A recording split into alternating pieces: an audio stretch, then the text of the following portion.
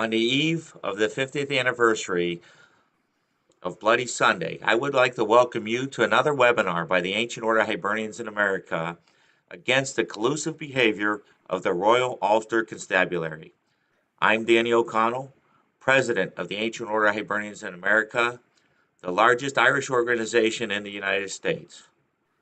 We would like to commend Taoiseach Micheál Martin for his statement that the UK plans to block Troubles prosecutions is simply not on, and there can be no unilateral action with regard to these prosecutions.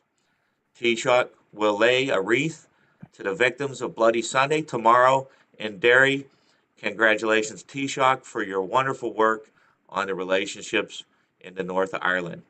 I now welcome our host, who needs no introduction, the Ancient Order of Hibernians in America, Freedom for Ireland Chair, Martin Galvin. Martin? Thank you, Danny. And we're going to begin with some breaking news. We were going to ask Congressman Brian Fitzpatrick from Pennsylvania, who's been a key member, a leader on Irish issues in the Congress on the House Foreign Affairs Committee, about an important letter that he co-sponsored, went to Boris Johnson when Boris Johnson arrived.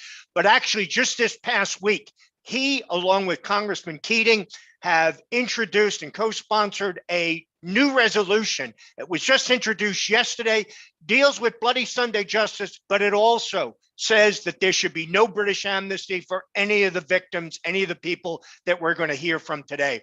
Welcome, Congressman Fitzpatrick, and could you tell us what you're doing in the House Foreign Affairs on this crucial issue?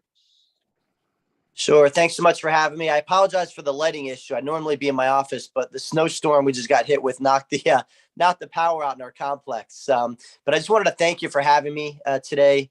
Ireland and Northern Ireland hold a great significance to me personally, as you know, and my family, and the people of Pennsylvania that I represent, and a dear place in the hearts of the entire Irish American community. I'm a Hibernian myself, proud member, right here in Bucks County, Pennsylvania. And yes, Congressman Keating and he and I are the two leads on the House Foreign Affairs Committee subcommittee on Europe. So he and I are the lead Republican and Democrats for the entire House of Representatives covering the continent of Europe and American foreign policy. And as we commemorate the 50th anniversary of the tragic events of Bloody Sunday, we're just glad Congressman Keating and I, both of Irish heritage, to be playing a lead role on it. This past week, memorializing those we lost, the resolution that we introduced on the floor reasserts Congress's hope for justice for victims of that tragedy, countless other fatal events that happened during the Trouble.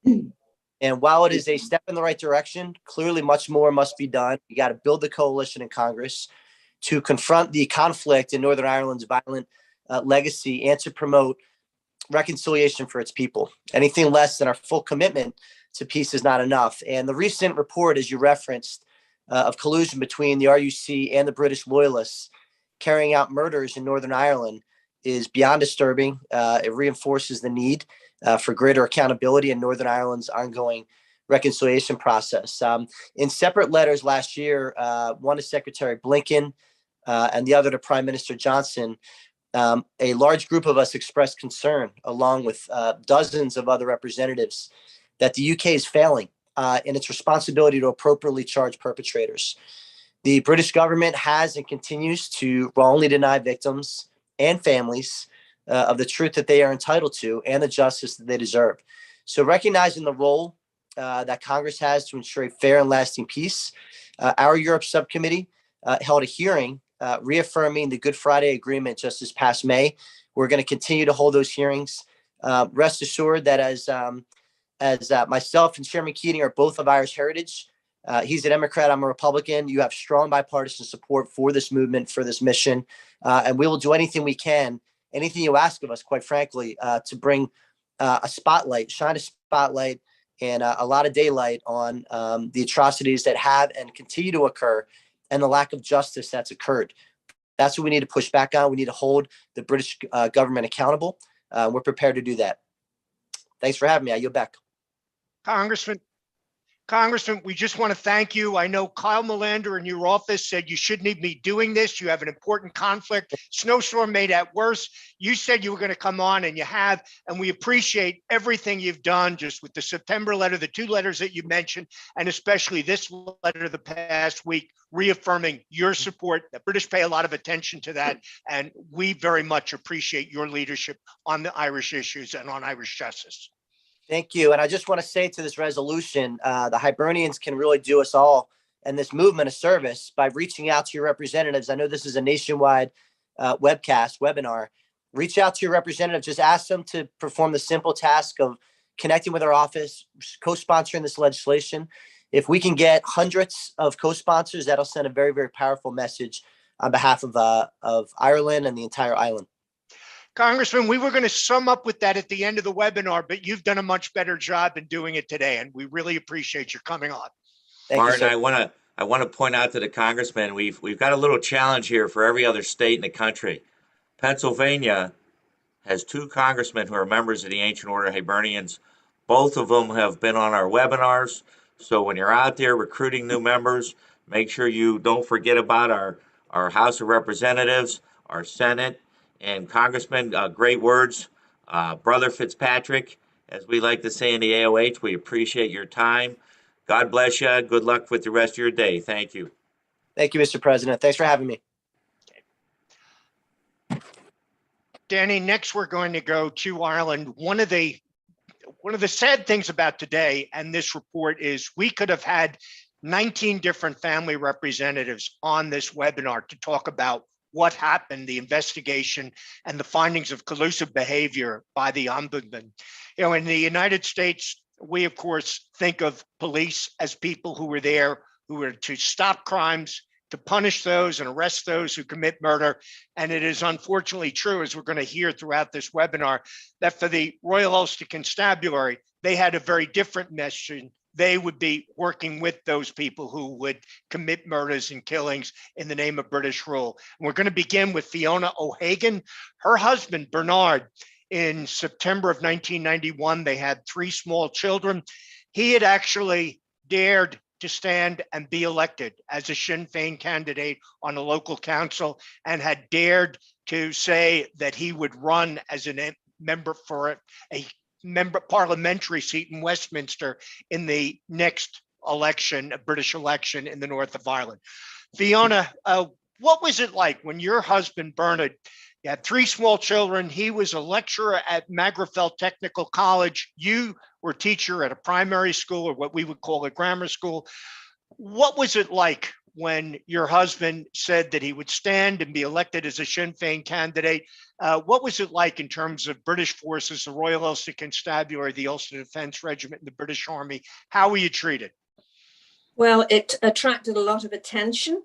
The whole community was used to roadblocks all the times, but he would have been stopped frequently going to and from council meetings, going to and from work. He often mentioned that he knew he's been followed by unmarked cars with RUC members in, and he would often describe how when one car went off, you know, a different car then would pick up the pursuit. So he knew he was always being shadowed. He was aware that his movements were always being watched. He had been searched frequently. I can remember him talking about even, you know, body searches, carbon searched, even taking the biros out of his pocket and unscrewing them into all their component parts, you know. So he was under a lot of surveillance. All right. And some of that surveillance you found in this investigation. For example, there was one instance where 254 intelligence files, including your husband, were found at the home of a loyalist. There were others that were found at a public dump that had come from the Strabane RUC barracks. How did all of that contribute to the assassination of your husband? Well, it's clear that there was concern amongst loyalists about people like Bernard because they were willing to stand up. And because Bernard was so articulate, that didn't suit the loyalist agenda because he could ask questions, he could challenge inequality. So clearly he became a target for that reason, and there's evidence of that in his details been found on the dump and his details been found in that house search in February before he was killed. Now, in addition to the intelligence, photographs were taken of him a number of times. Could you tell us about that? Well, there's one example of the house we live in is a very rural area. It's quite isolated. And a local farmer had observed a UDR patrol in the fields around our house taking photographs, for example. Now, there was an investigation into it, and the UDR denied that they were taking photographs. They argued that they were using binoculars. Now, I know a farmer has a different area of expertise, but I think he clearly knows the difference between a set of binoculars and camera equipment. And he knew they were photographing the house, and he alerted us to it. My reading into that is that they photographed the house. They realised perhaps an attack would have been challenging there. They knew what kind of security we had in the house. There was people that had been brought in for, questioning, and they'd been questioned about the layout of our house. People that had worked, done work in the house. So I think it was clear that all fed into intelligence to suggest that an attack at his home wasn't going to be suitable. And I think that fed into, the attack when he arrived at work. Right. And he, of course, worked at the Magherafelt Technical College and was killed there with a weapon, actually, that had belonged to a member of the Ulster Defence Regiment of the British Army. When you were notified of this, you were at work at school, and you drove to the location. The British forces, they said that there were checkpoints put out, that there would be strong efforts to catch the people who had done this. What did you see as you drove from where you were working to the place where your husband worked, where he was a lecturer, where he was killed? It's 12 miles from my place of work to the scene of the murder. And there were no vehicle checkpoints on that main road. I know Bernard's brothers approached from the Moneymore direction. There were no checkpoints along there. There were UDR jeeps, and I witnessed them myself, but they weren't in the position of a checkpoint. In fact, the jeeps were parked at the side of the road, and the UDR some of them were leaning against it. They were just chatting and laughing. There was no serious effort to apprehend anybody at all. Right. And I believe that your father was a constable in Manchester, and at some point you and he went in to check about a year later if anything had been done for the investigation into Bernard's killing. What did you find? Well, my daddy was a policeman, because although we were from Belfast and he was brought up there, he knew he couldn't join the RUC. But that's why in Birmingham, England, he was a policeman, and he said the biggest indicator of collusion is the lack of a thorough investigation. And at no time, even to this day, 30 years later, no time have the RUC or the PSNI made communication with me, not on the morning that it happened or ever since. And he said, we'll need to go in and challenge them. They're not keeping you informed. So we made an appointment. We went and spoke with them at the RUC barracks. We complained that nobody had been in touch with us. Nobody had appraised us of any developments. Nobody had come to ask me any questions. And we were assured at that meeting that there would, from that point onward, be regular and frequent communication from them to update us. I have still yet to be contacted. So they don't keep their word. All right. What did this report, you were able finally to get an ombudsman report after many years. What did this report mean to you, and how much would it affect other people if these British laws go through? Reports like this would no longer be done. How much would that hurt other families who are in the same position as you? This report, on the one hand, is extremely important, because it validates what we have said from the morning of the 16th of September, and for the other families too. There was collusion between loyalists and between the state people that were paid through our taxes to protect us. There was collusion. This report validates our claims. We knew it whether we had the report or not. On the downside, and the other good thing is that other people, maybe not directly connected, now have a body of information to draw their own conclusions from it. The thing I'm disappointed about is the Ombudsman in this case has said that the investigation was thorough. And I'm just not sure how she has drawn that conclusion. I still am of the belief the investigation wasn't adequate at all. It wasn't thorough. And there are actually a few contradictions on a couple of pages in the section on Bernard's killing. But I am so proud of my own family members and of all the legal teams and the skill and expertise and the determination that they have brought to bear on bringing the information to this point and working with the Ombudsman and keeping the challenge alive.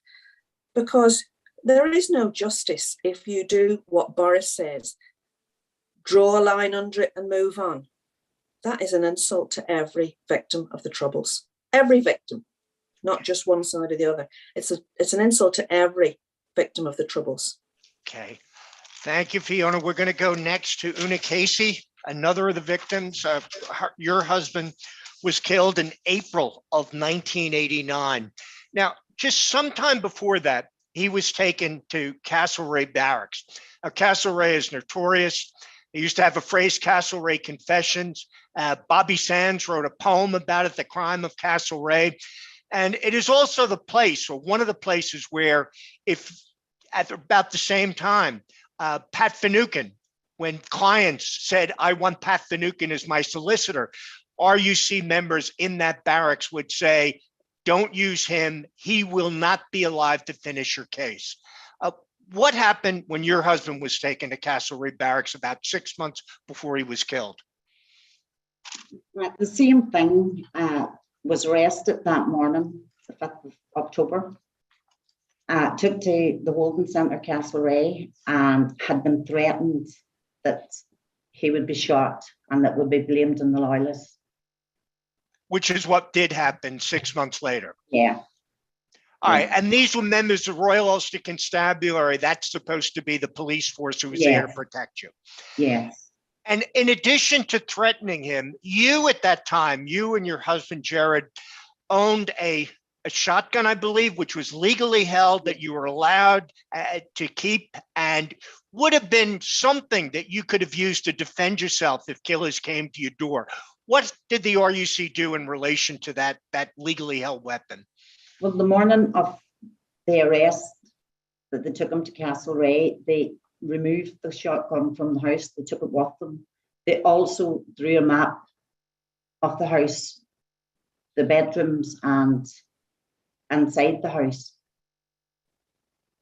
The morning that the 5th of October, 88.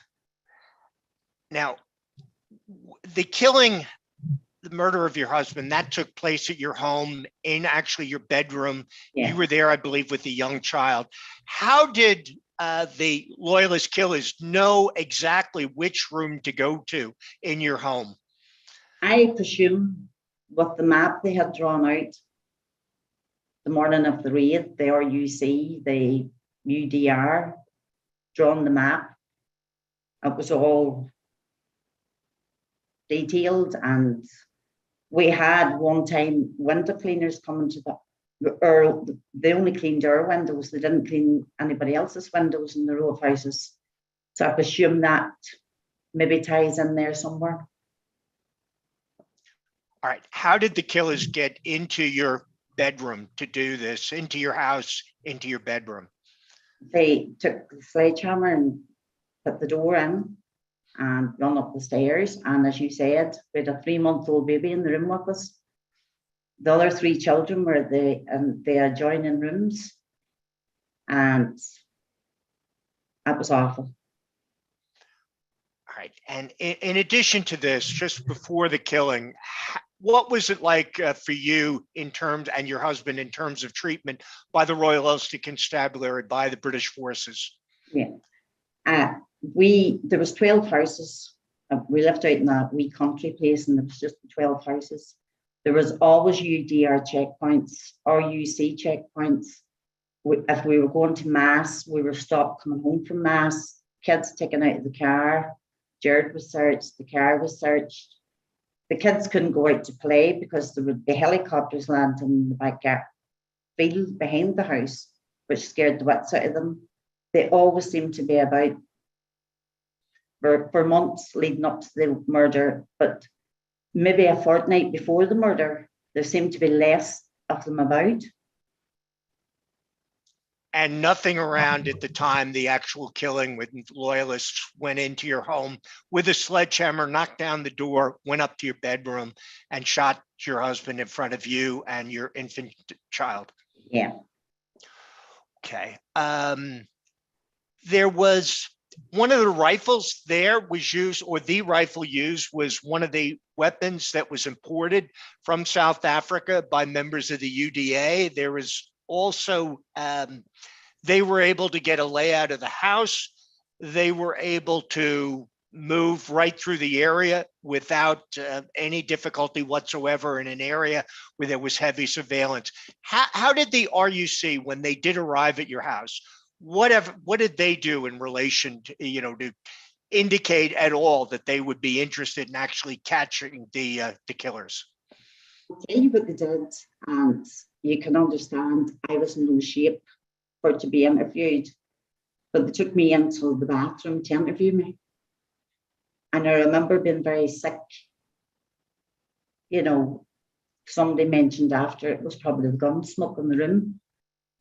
And I remember sitting in the back and these two CID men trying to interview me. And I thought I didn't know where I was, to be honest. And months after, I thought, why were they doing that to me that night when I, was all over the place?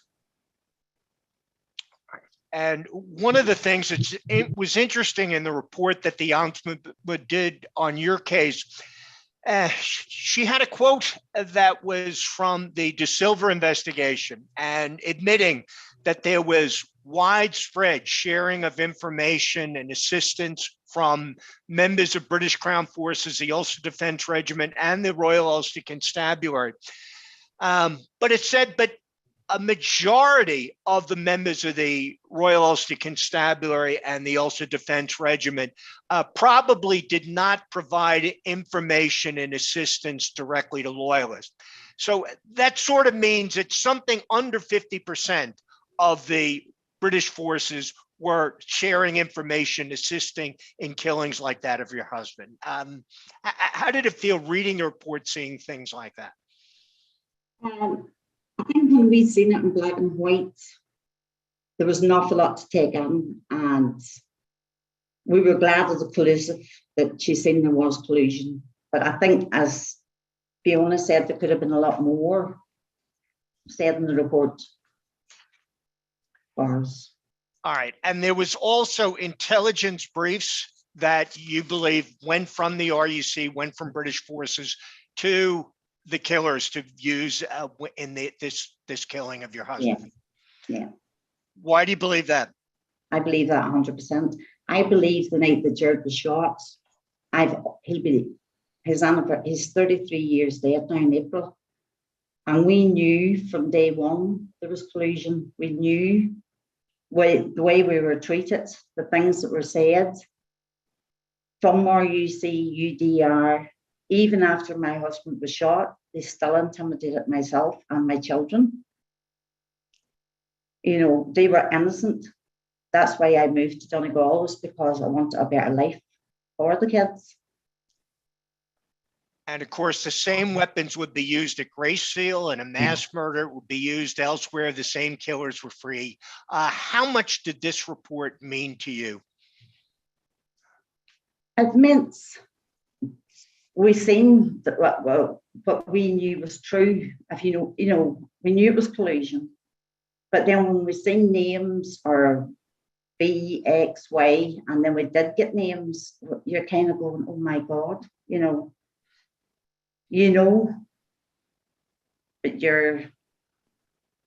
we knew, but we're glad it's out in the open that there was collusion and they were involved. All right, but seeing it in black and white, written in a report by a police ombudsman, that just made it all true, and there was no more denying it anymore. Yeah. All right, we're next going to move to Mark Thompson. Mark, we want to thank you very much for stepping in. Mike Ritchie, who worked on the report for Relatives for Justice, was going to come in and talk about the other cases and the implications of the report. Had a family emergency. I think you're the only person who could have stepped in and filled that role. what is your feelings about the Ombudsman's report in relation to all of these 19 killings, of which the killing of Jared Casey and the killing of Bernard O'Hagan are examples? Well, first of all, I want to thank the AOH for hosting this, and I want to thank the Congressman as well for making that early contribution. But in particular, I want to commend the steadfast bravery and resilience and determination of Fiona and Una and many of the families that we've been privileged to partner alongside and very humbled to work alongside and support and to champion their cause. As you say, there were 19 people killed in this report. It's a 336-page report. There's been many decades in the making. There's been huge resistance to the publication of this report, not least by the very people who are subject to the investigation of that report: British military intelligence, the British government itself, the RUC, and many others. And the loyalists might have been the people that went and murdered the relatives of Fiona and Una and the 17 other people. But the fingerprints of responsibility all over this from start to finish rest at the door of the British government itself. The British government are responsible for this from start to finish. I just want, Martin, for people to get a sense of the gravity of this report, to just run through some of the points that I've distilled and we've kind of brought out of the 365 pages to give a flavour just of how wide-ranging the collusion was. Okay, so the weapons. The use of weapons imported from South Africa during the apartheid regime. This involved all branches of the British Security Services, so-called MI5, the British Army's Force Research Unit, and RUC Special Branch. They had agents across the UDA, the UVF, the Red Hand Commando, and also within Ulster Resistance, the DUP-linked group that emerged after the Anglo-Irish Agreement. Those agents were involved in the importation of those weapons, most notably Brian Nelson, the Chief Intelligence Officer of the UDA, the very organisation responsible for these murders. All of that information led to a covert surveillance operation where the shipment travelled from South Africa to Ireland. From the weapons were unloaded to they were distributed to all the loyalist factions and secured in their arms dumps. That covert operation failed to stop the majority of those weapons getting through. It failed to apprehend the people behind it, and indeed it protected them. In the case of Brian Nelson, his commanding officer, Gordon Kerr, who headed the Force Research Unit and ran agents, scores of agents involved in murder, give mitigating evidence behind a screen in the criminal court to say that Brian Nelson's activities saved lives and that the actions of the intelligence services saved lives. This was later proved to be untrue, not only by the UN, but by even the De Silva review that you mentioned just a while ago. 85% of all intelligence in the hands of the UDA for the purposes of carrying out murders, including these 19 murders, emanated from RUC Special Branch. In this report, the Ombudsman says that the RUC Special Branch did not deal with any loyalist activity. It just focused on the IRA and Republicans. Indeed, it developed a strategy to infiltrate the UDA from top to bottom in this region, the Northwest region, and to recruit agents and informers. What she found in her report was that those agents and informers that had been recruited were involved in an orchestrated and concerted campaign of sectarian violence against Catholics and Republicans and elected officials. And that those agents were in the pay, receiving tens of thousands of pounds, and had been involved in the murders at Greysteel, the murders at Castle Rock, and all the other murders, including Bernard's murder and Danny's murder. That's what she said. She said the two serving RUC officers who were liaising with the UDA in that area and who were colluding with the UDA were not prosecuted. Instead, they were sent and deployed to other duties in Belfast and told not to fraternise with the UDA. 6 key members of the UDR were also members of the UDA. We know who they are, Rune has alluded to. We know the names of these people. We know who they were. Just to give you an example, and you mentioned 254 files, they were found at the home of a serving UDR member in Coleraine, or Portrush, And that person was also a serving member of the British Army's UDR. The The UDA killed over 600 people, and the British government refused to make them illegal. They refused to prescribe them until August 1992, at the height of the conflict, after decades of what they've been involved in. I could go on about the amount of collusion in this, the weapons, the files, and there's an incentivized position of the special branch in these agencies. The kind of pyramid was that we had the Joint Intelligence Committee in London that reported directly to the British Cabinet. The Joint Intelligence Committee took the information coming from a group called the Task Coordinating Group in Belfast that comprised of the RUC Special Branch, British Army Intelligence, the FRU, and the MI5. They collated all the information and they disseminated it to loyalists. At the height of the conflict and when these murders took place, that organisation was meeting once, if not twice weekly. The intensification of loyalist violence directly correlates to their activity and correlation. They destroyed, as the Silva says, all notes, records of their meetings and all their circulars. The Ombudsman reaffirms that in this report. And the incentivization on those who did wrong and who are responsible for these deaths is that if they destroy the evidence, well, then we can't find the evidence and we can't hold them to account. That incentivizes, and it should instead find inference that if information and records are destroyed that would otherwise hold people to account, well, if they're destroyed, somebody has to be held to account. And that's the context of what this was happening at the time. And it also has its origins of the rearming and redeploying of loyalists in the post-Anglo-Irish era, where the British, in the emergence of the hunger strikes and the electoral force of Sinn Féin in the 1980s, they tried to curb it. And the way they felt best to curb it at that point was that they give the Irish government more say in the affairs of the North, and if they brought on board the Catholic Church and the SDLP to marginalise people who were Republicans like Danny Cassidy and Bernard O'Hagan as an elected official, that Una rightly point out, they couldn't deter them. And so they realised that process wasn't working. So they rearmed loyalists and they deployed a different strategy to murder them. And that's what was going on. In 1995, Relatives for Justice produced a report that looked at the dissemination of files, the switching off of security cameras at interfaces, the removing of checkpoints, and leaving the vulnerability like Danny Cassidy, the weapon being moved, the vulnerability of getting into Fiona's home and trying to map it out, to assassinate him at home and then determining it's easier to do it at his college. To do all of those things, they used loyalists. They give them files, information, safe passage to and through, and they never investigated them. They were only ever interested in targeting, as Michael Maguire, the previous ombudsman, said in respect to Loughlin Island, they were only ever interested in the activities of Republicans, and at best, they turned a blind eye. In this instance, they armed, directed, and controlled them. And that's the context. In the context of that, in the context of the peace process, thankfully, that emerged in the Good Friday Agreement. The Good Friday Agreement, because it's predicated on the European Convention of Human Rights and the Human Rights Act, give families like Fiona and Una and many more families agency. The Ombudsman emerged out of that agreement, and it had the retrospective remit to look at this. So all of those measures that have the ability for the first time to be investigations that are human rights compliant, that can get to the truth, and all of those issues, the British government are now seeking to amnesty them, to do away with civil cases. There's over 1,000 civil cases lodged in the Belfast High Court of misfeasance and wrongdoing in public office and collusion against the British state.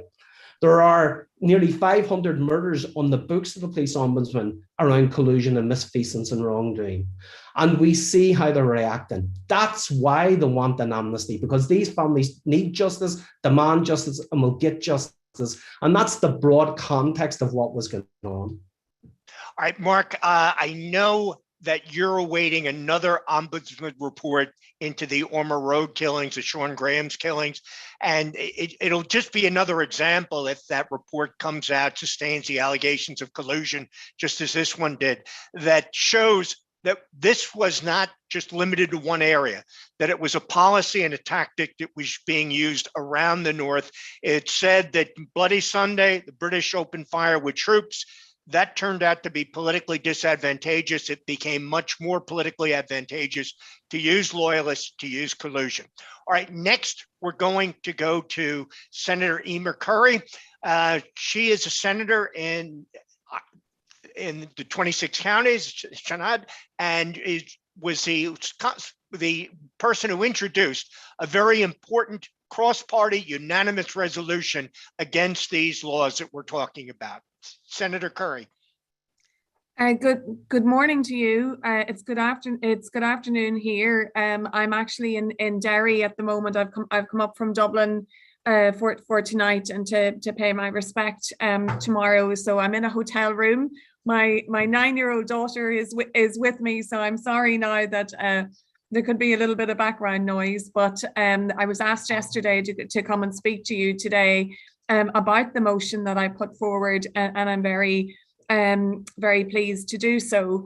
So I led an all-party motion in the Seanad and the upper house in the Oireachtas, and it passed unanimously. It read that Seanad Éireann totally rejects the British government's proposal for dealing with the past, including amnesties for those who committed murder. No individual, group, organisation, or state forces or agents can be immune from prosecution. Investigations, prosecutions, inquests, and civil actions cannot be abolished, and due process must take place. And I think it's important to say that that text wasn't mine. It came from a cross-community group that I had been part of a delegation to meet in Belfast City Hall during the summer. There are victims, cross-community victims, including loyalist paramilitaries, IRA, Ballymurphy, very representative, and so I felt it was a strong text and resolution to bring to the Seanad, because it had been signed by all the main parties on the island. And that is some achievement. So it had been signed by the DUP, by the UUP, by the Alliance, by Sinn Féin, by the SDLP, by Fianna Fáil, Fine Gael, Labour, and the Green Party. So really, I think what the legacy proposals represent, a lot of people, I think, are focused on the prosecution, and that this would put an end to prosecutions. But actually, that is only part of the offence of the legacy proposals, because it would mean that there would be no investigations, no criminal investigations, no inquests, no civil cases for both at the moment, for ongoing cases, and going into the future. And so it's not just a lockdown on law, it's also a suppression of truth and justice. We've had support from, as I'm sure that you've discussed yourselves as well, by the United Nations, by the Council of Europe, by the police and members of the army, by members of Congress, and also by a Queen's University report by the CAJ that compared this to all the other amnesties since the Second World War, and found that this one was described it as Pinochet plus, because it was so sweeping. I think that it means an end. It would mean an end to the hundreds of writs that a compensation has already been issued, the 50+ inquests before the Belfast High Court, files currently on the desk of the Belfast Director of Public Prosecutions. So it really is a rule of law lockdown. And I think the argument that this is about a reconciliation has just been utterly rejected by victims, by parties, by people across the board. I think we also know that if without criminal investigations, how do you get to the truth? Because you need the weight of a criminal investigation to actually make the truth come out. I mean, we're living in a society where the truth needs to come out, and I think to rely on just an information gathering proposal it won't deliver for victims and the people that really want truth and justice. So yes, I'll stop there. Senator, I think you said a great deal. We appreciate that very much. We wouldn't have a report like the one we're talking about today if these new laws went through, as you correctly point out in your motion. So we just want to thank you and hope that you're going to continue on in the Senate to push issues like this. We're next going to go to the Consul General in New York. This is her first appearance for her on a webinar, an AOH webinar. And I think it's very important. The Irish government, the Department of Foreign Affairs, has taken a strong position against these proposed British amnesty laws. And Consul General Helena Nolan is here to explain that policy to us and to people who are watching over in Ireland. Thank you, Consul General. Thank you, Martin, and hello, everybody. Good morning from New York. Thank you for inviting me to join this webinar. As you've said, this is an issue of great priority and strong focus for the Irish government, and one which our Minister Simon Coveney and the Department of Foreign Affairs, and indeed our Ambassador and colleagues in Washington, actively engage on, as indeed they do on all matters pertaining to Northern Ireland and the peace process and the Good Friday Agreement. Can I mention, I know, of course, Senator Curry, who's just spoken, works very actively on these issues and very closely with Minister Coveney. I want to thank her for that and for her advocacy and her participation here today. And hi to her young daughter as well. How great for her to see her mother's leadership and to see her mother active in political life. We warmly welcome more women in politics. As many of you will know, I've also spoken on these issues myself since my arrival here, and I'm very happy, as you've invited me, to share the government position again with you here today. But before doing so, as other speakers have mentioned, I'd like to really thank the other strong female voices that we've had on here this morning, in addition to the Senator, and that's of course Fiona and Una, who shared their very powerful testimonies with us. And I know it must be so challenging and painful for them each time to have to repeat and reiterate these narratives of loss. But it's so important that we hear from them and that we hear from families, from survivors, from victims groups, and that we really listen closely to them, all of them, and understand their concerns as we work on these issues together. And I think that's something that's very well understood and appreciated here. And I'd like to thank, since I'm on Irish America, for the level of political interest and strong bipartisan support as exemplified by the presence of the Congressman earlier and by his actions and by his words. And also to thank the AOH and other organizations that are on here for your advocacy and awareness raising. All families deserve access to information and a process of justice for their loved ones, regardless of the perpetrator. And it's vital that we put in place a comprehensive and agreed framework to deal with the painful legacy of our past. And I think we all agree that victims and families have been waiting for far too long for that. Turning now specifically to the Irish government position on legacy issues, you'll all know it's been our consistent position of the government that the Stormont House Agreement is what provides a balanced and comprehensive framework to address the legacy of the Troubles. And it was agreed by both governments and the political parties after what were very intensive negotiations. And where the British government are proposing significant changes to that framework, these must be discussed and agreed by both governments and the parties to the Northern Ireland Executive, because it's only through the comprehensive and collective approach that we can deal with these issues fairly. And it's important to be clear that the UK proposal for a statute of limitations is not something we, the Irish government, could support. And that has been communicated consistently to the UK government.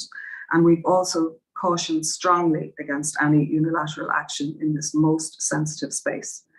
And following the British-Irish Intergovernmental Conference last June, the government joined the British government and the Northern Irish parties in a process of intensive engagement on these issues. And what we heard was a very clear message from victims groups throughout this process that a statute of limitations cannot be the way forward. And it has been as we all know, strongly and publicly opposed by all of the parties. The Irish government has consistently said we're ready to engage with concerns or issues to do with the implementation of the Stormont House Agreement, but any such changes have to be discussed and agreed by the parties in both governments. And again, it's vital that any approach is collective if it is to work, and crucially, it has to meet both the needs of victims and our shared international human rights obligations. I'd like to say, if you don't mind, a word about the anniversary this weekend of Bloody Sunday, if it's appropriate to mention that at this point as well, Martin. So before I conclude, I just want to note that we're meeting today on the weekend of the 50th anniversary of the tragic events in Derry on Bloody Sunday, one of the darkest days on the island of Ireland, as the Taoiseach has said. And my understanding is that the Taoiseach and Minister Coveney will be attending the commemoration in Derry this Sunday morning, tomorrow morning. The Taoiseach has already, as you know, paid tribute to what he's called the determination of the families and campaigners, their tireless work, their pursuit of the truth with vigour and with passion, and he has commended them for their strength and their fortitude and their commitment to truth and justice.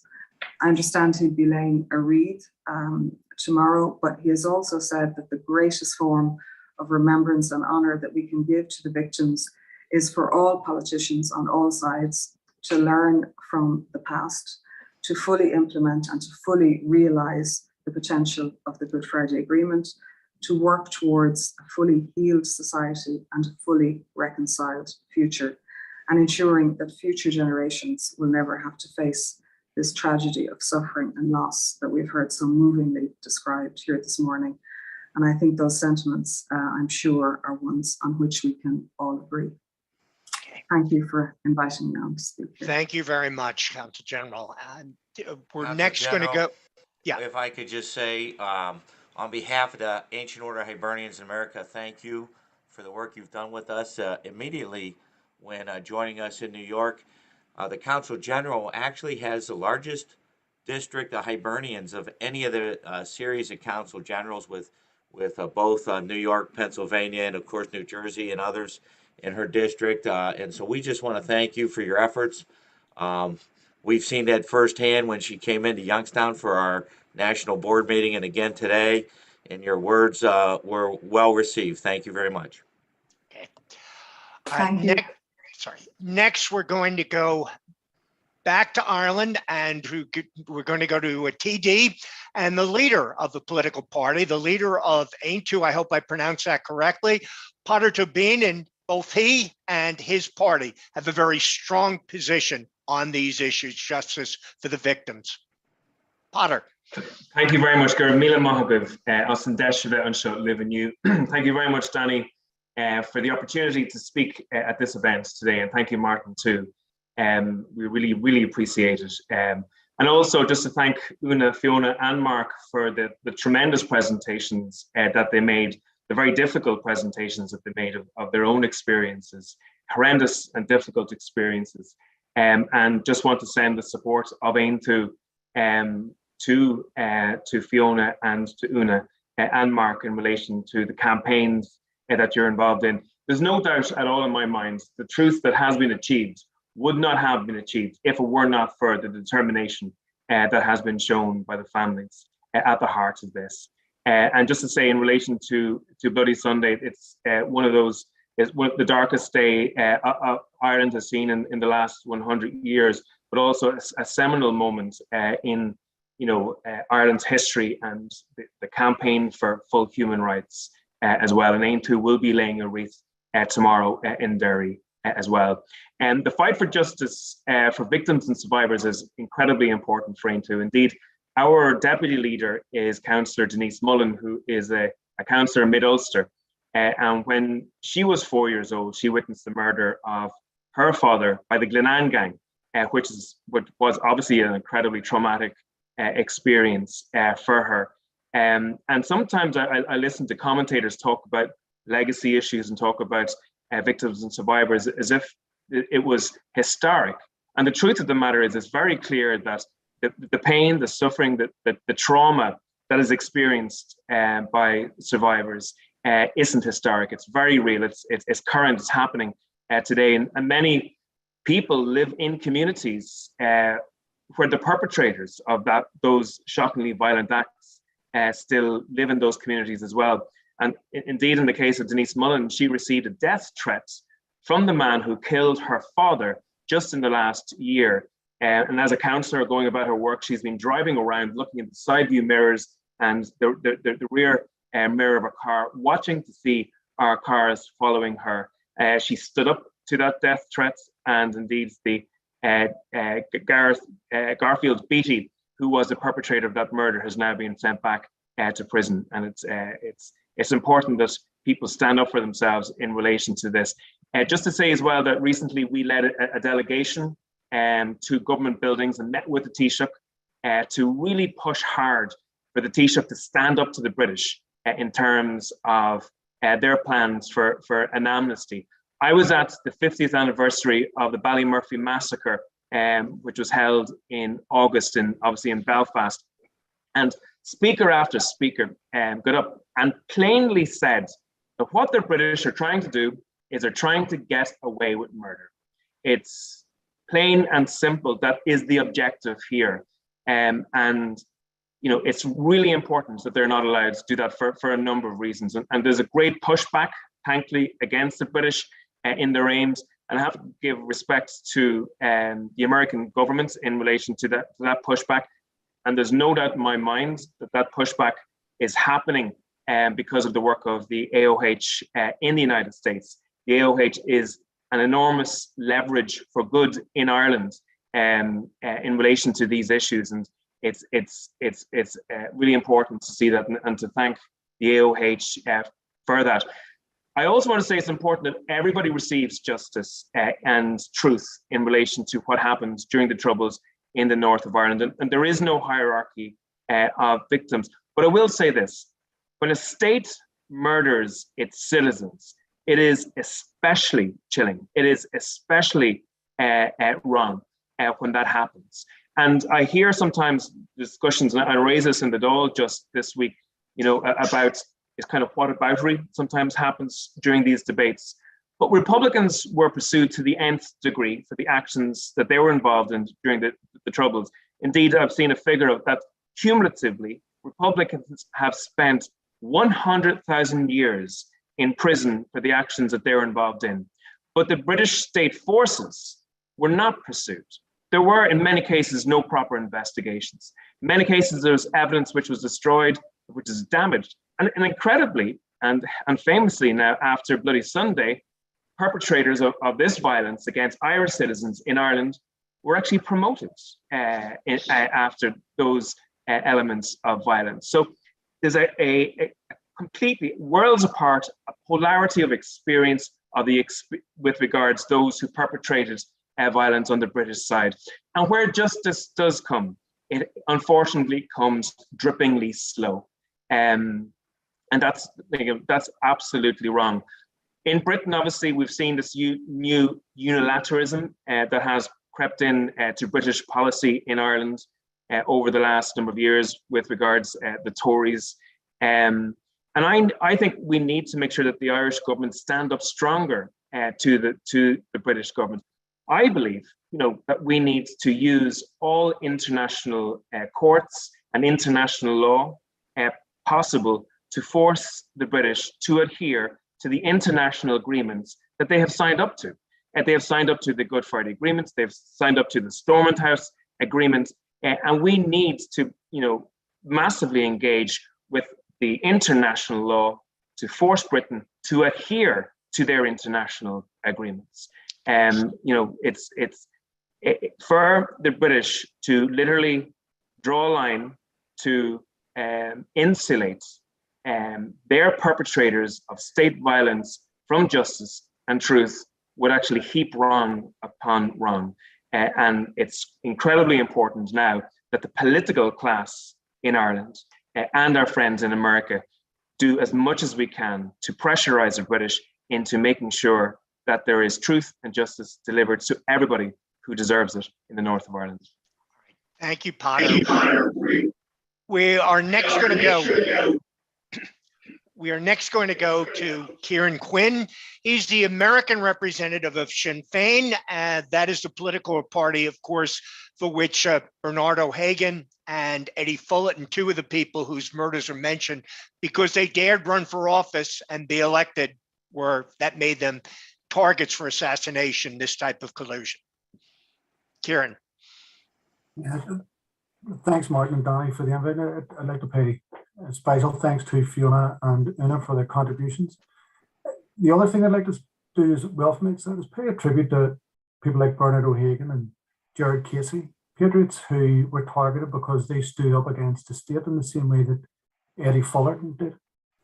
And I'd just like to come back to something that Mark had outlined, and I think it's very telling this weekend on the anniversary of Bloody Sunday. And that is, these issues didn't arise in the 80s and 90s, and they were not one-off approaches. There's an arc of British government policy in Ireland which sought to repress and intimidate nationalists.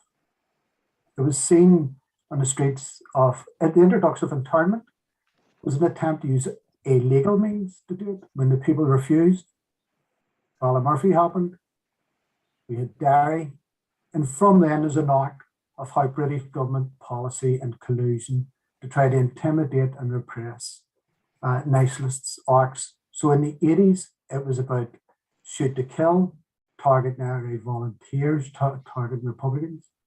And when they wanted to remove the very direct link between British military and the RUC, they moved into the collusion mode that Mark outlined. And what did they do?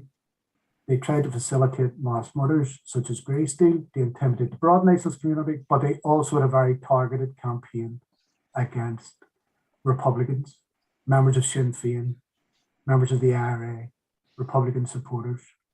And that was the loyalists who were armed, provided the intelligence and the direction. And just as importantly, they were covered up and allowed to continue that campaign. And I'm saying those just not to state the obvious, but to put this in context about where we are now and what needs to happen next. And I'm also conscious that we face a number of anniversaries, as Martin said, with the Armour Road, and there'll be a further ombudsman's report into that. We also face the shooting dead of 3 people in a Sinn Féin office in the next week of an RUC, by an RUC officer. So all of this was part of a targeted campaign. When we started speaking about this, we were told this was paranoid. This was some sort of conspiracy theory, and it is not. It is British government policy played out. So I think, yes, we have to get to the truth of it. We have to hold the British government to account. We need the Irish government on board for that. We need all of our American resources on board for that. But I think there's a second part to this as well. Gerard Casey and Bernard O'Hagan stood up. And they stood up for what they believed in equality, in rights, and Irish unity. We have to resolve the issues of the past. We have to get the truth of the past. But just as importantly, if we want to honour those people who were killed, we also have to deliver that type of Ireland.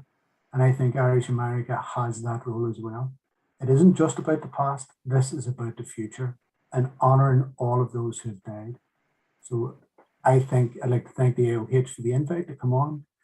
We'll continue our engagement. We will continue the battle in the past, but we also need to look to the future and honour those Irish patriots who were targeted by the British government and by loyalism, because they will not succeed. They didn't succeed in intimidating the broad nationalist community. They will not succeed in intimidating Republicans for trying to achieve a united Ireland. Thank you. Okay. Danny, I'm going to throw it back to you, but just Shirley Murphy has asked that we mention that there are a number of Irish groups who are supporting this webinar and support all the things that we do, including the Irish American Unity Conference, the Brehons. I don't know if I should name the ladies AOH separately because they're such an important part of everything that we do. Irish Northern Aid, all of those groups. I know members of all of those groups are involved. They put out the notice of our webinars. They sign up, they register, and I just want to acknowledge the fact that they are a part of this united effort. Danny. Thank you, Martin. Another wonderful job by Martin Galvin, our Freedom for Ireland chair. We're going to go next to Sean Pender, our national vice president. But before we do, Sean and Martin and 50 other Hibernians, men and women from around the country, we're scheduled to be in Derry today and tomorrow for the 50th anniversary of the Bloody Sunday commemoration. We're going to go to Sean. We're going to invite Dolores Desch in real quick for a closing comment, and then we're going to go back to Una and Fiona for one last comment. We're going to end with a song related to tomorrow's 50th commemoration of the Bloody Sunday, 50th anniversary of this tragic event in Derry. Sean? Thank you, Dan. Thank you, Martin, for putting this together, and to Fiona, Una, Mark, and all the presentators. Another fantastic event hosted by the AOH. But again, where have we heard these stories before? Fiona spoke about still to be contacted. Where did we hear that famously? British government standing outside of the front door of the Heights Bar and saying there'll be no stone unturned, and they too are still waiting. Una, I can't understand the what you must have gone through on that terrible day. But I've heard the stories before of houses being mapped out. Indeed, I've visited houses where the Brits or the loyalists or someone would come in so they would know exactly where to go. So what it is, it's the same MO over and over again. And to what Peter said, indeed, it's a policy. It's a policy that was had across so many times and so many people looking for it. But it ties into what we have that they don't have and will never have. We have the truth on our side. I think it's appropriate to quote a great friend of mine, John Kelly, of Bloody Sunday. He always told me that when the reporters would come in, they would tell John, we look back and your story is consistent. It stays the same every year, as all the stories do. And John said, that's because when you have truth, you never have to change your story, while the other side has lied and covered up. And because of that truth, I think we should be proud, and the victims, survivors, and groups like Relative Justice should be proud of this coalition we have put together. We've united parties in the north of Ireland who can't agree on anything. We've united Republicans and Democrats in the United States because we have truth on our side. We will continue to work until that truth comes out. Irish America stands ready to support our friends like Representatives Keating and Representative Fitzpatrick to pass that resolution and to get support for it. And we will battle till the end to make sure that the United Kingdom does not get any trade deal until they address that. Because Irish parties, Northern Irish parties, Irish Americans stand united in truth. And United Kingdom government is an embarrassment outside of that to anyone who values truth and justice. Thank you very much for the great program you put on this afternoon. Thank you, Sean. And I think that's a great point Sean made today. What this talk of amnesty is so horrific that this is the first issue that we can remember that he's united every political party in the North of Ireland, united every political party in the Republic of Ireland, united the U.S. Congress, both the Senate and the Democrats, or the Senate and the representatives, the Democrats and the Republicans alike. And we've got everybody working on one issue except for one political organization. And even many of the people in the British Parliament are on the same page with everyone here today. So that's a start. And next we're going to go to our Freedom for Ireland chair for the Ladies Ancient Order Hibernians, Dolores Desch. Thank you, Danny. I'd really want to congratulate Martin on the great work that you did putting this together. Incredible panelists that we have today. And again, echoing what Sean said, having people united in this discussion, having the victims, families of victims here today, having representatives from the Irish government, from the US government here, all united in this terrible legacy that legislation that is being proposed. The Ladies Ancient Order of Hibernians, who I represent, is very, very committed to the families of the victims of the issues that we were talking about today. We were planning to be over there for the Derry Memorial today, and unfortunately we could not make it due to the pandemic. However, we'll be over there in April. We were in the courtroom last year with the Ballymurphy families. We heard from them the issues that families go through. We're united behind them, and we'll do whatever we can to help with this legislation. I just want to say thank you to everyone on the panel today. Great job. And we stand in solidarity with the families. Thank you, Dolores. We certainly appreciate all the work you do. And now we're going to hear closing comments. We're going to go first to Fiona, then to Una, and back to Martin. Thank you all, but Fiona, the floor is yours. Okay, I just want to say thanks to everybody who's participated. Thanks for the invitation. And my closing comments are this. I had 3 children who were 8 and 5 and 2 when their daddy was murdered. They've grown up without their father. And I think it's so important that people like you make sure he's not forgotten. When he was a counsellor and when he was being followed and when we were living in fear, I would say to him, you know, are you sure about what you're doing? What happens if you die? And he said, I don't want to die. I've got too much to do.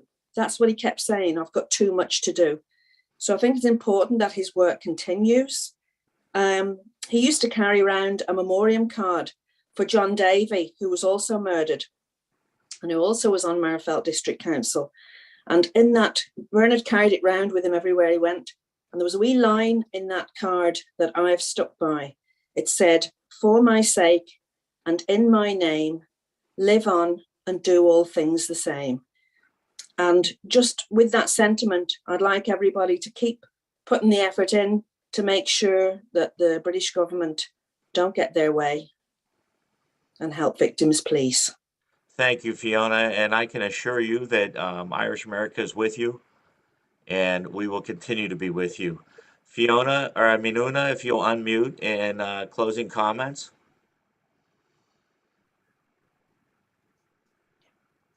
You need to unmute, Una. I'm sorry.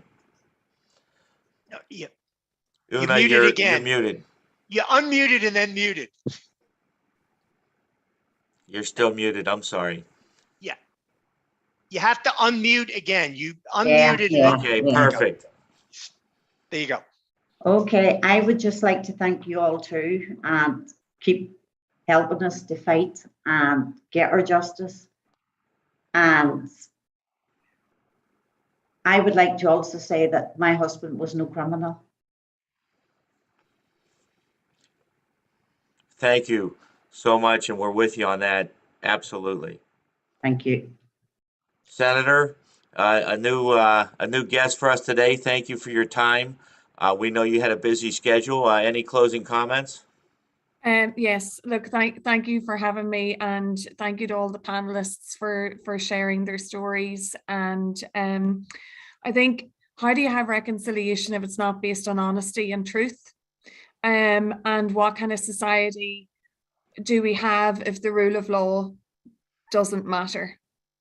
So thank you for the support for in opposition to the amnesty and your ongoing support. Thank you. Thank you very much, Peter.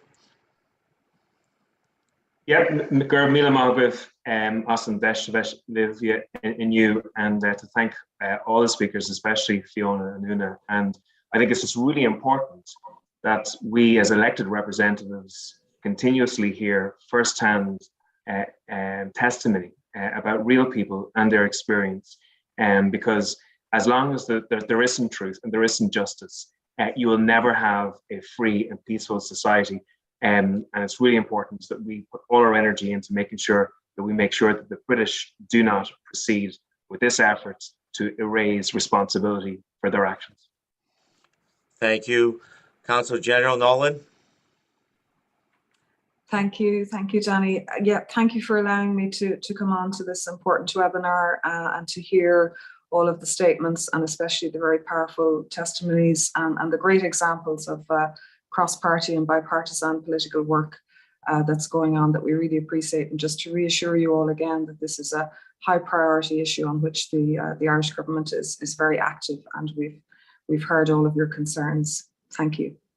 Thank you. And I'd also like to recognize Chris Cook, who has a background from Belfast with many. The AOH worked together with Relatives for Justice on that project and others. And we at the LAOH, of course, and those panels you see behind them. I want to congratulate Mark for doing that. But what makes this thing go is Chris. And as soon as Martin's done with his final words, Chris is going to give us our closing song commemorating the 50th anniversary of the tragic Bloody Sunday. Martin? Thank you, Danny. And I especially want to thank Una and Fiona for coming on. My experience is that nothing moves Irish Americans as much as hearing voices like yours. Just tell your own story in your own words. That means so much. Today is just, this webinar is not, don't sit here and say, now I heard the webinar, that's it. This is the start of something. We have to, or a continuation. We've got a new report coming out from the Ombudsman in a couple of weeks. We expect to do a program on that. We have to work and support the resolution by Congressman Keating and by Congressman Fitzpatrick.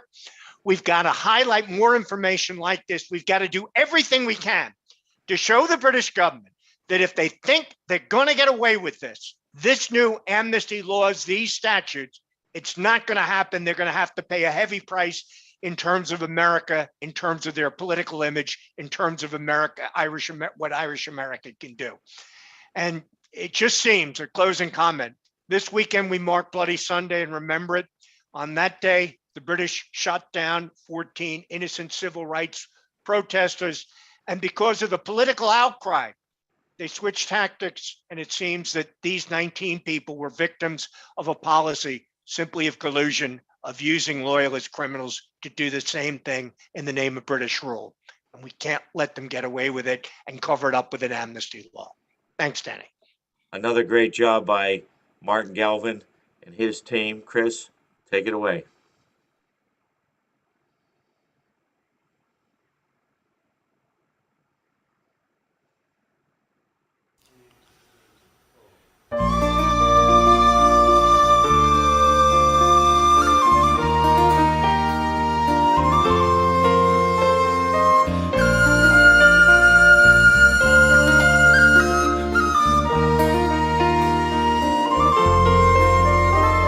Was a day unlike any other at the end of January, when the people marched together for their rights and equality. From Bishop's Field to Shoulder, from Cregan to the Bogside, till they met a grave injustice, and the city cried.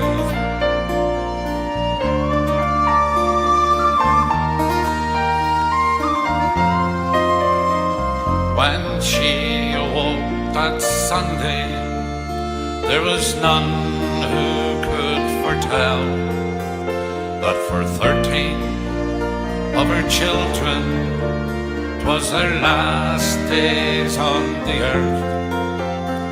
As the world looked on in disbelief, and the Fleet Street presses light with the sorrows of a mother, the city cried. And their tears, they filled an ocean when they saw what they had done, for demanding equal treatment. They took 14 of her sons. So remember Bloody Sunday, and remember those who died, and don't forget what happened while a city cried.